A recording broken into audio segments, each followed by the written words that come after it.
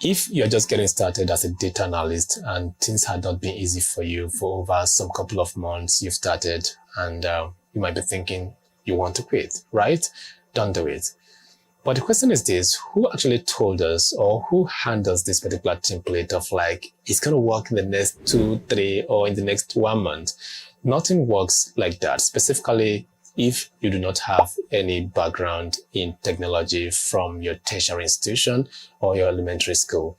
It will be very hard for you if you're trying to make a transition into, technology, specifically into data analytics. So what I always tell people is that keep your calm. Just go gradually. Don't rush it. With time, you will understand all those functions and formulas, those tricks, every single thing. So the very first thing you have to do is to make sure you get familiar with the software you are using for your data analysis, right? So one of the biggest problems that normally occur is this: you get scared because nothing is working for you.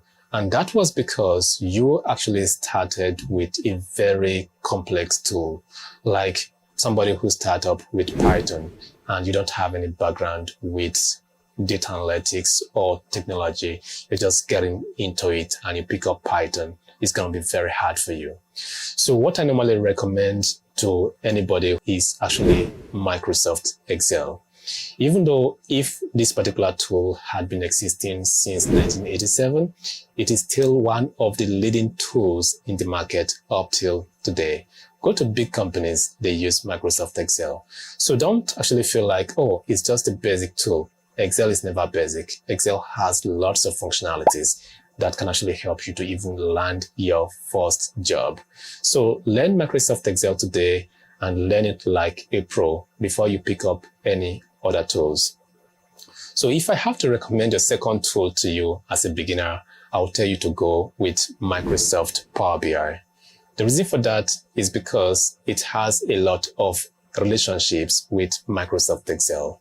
So Power BI had been existing since 2015, if I'm not mistaken. Not that long, but it has some kind of powerful features for data visualization. And it's going to actually help you to do better when it comes to telling story with data.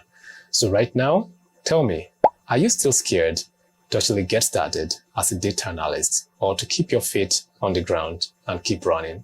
No matter how hard it is, keep coding, keep writing those functions. All you have to do is to utilize AI to learn some certain things that you think are very hard for you. So you can actually use GPT or any other AI you are familiar with to actually learn coding.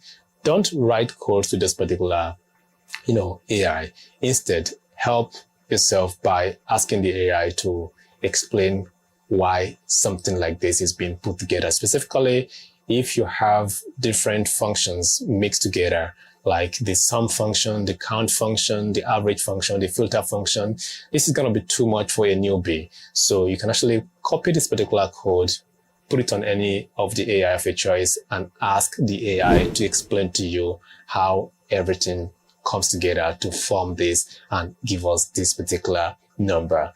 That is what I normally do. Specifically, if I receive projects from people that I don't know how they come up with their trick to actually get the value, design the report, all I do is to study their code using AI. And with that, I can get familiar with the new functions I found right on that particular report. So those are the tricks you can actually use to learn data analytics very fast. On a recap, start simple. When I say start simple, start with a very basic tool like Microsoft Excel and move your feet to Power BI. And if you have actually mastered those particular two tools, the next tool you have to learn is SQL, which is SQL.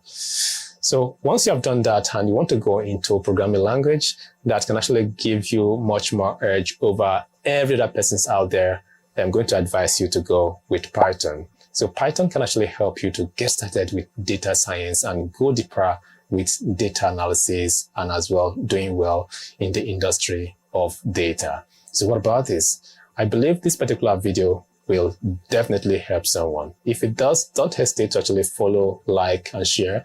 And if you're watching this on YouTube, kindly subscribe to this particular channel. See you in my next videos.